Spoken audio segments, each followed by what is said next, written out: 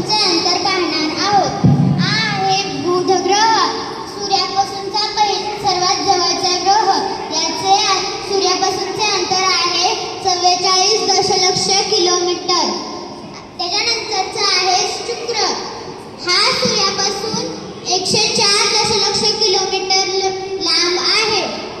त्याच्यानंतर आहे पृथ्वी. पृथ्वीचे सूर्यापासूनचे अंतर 200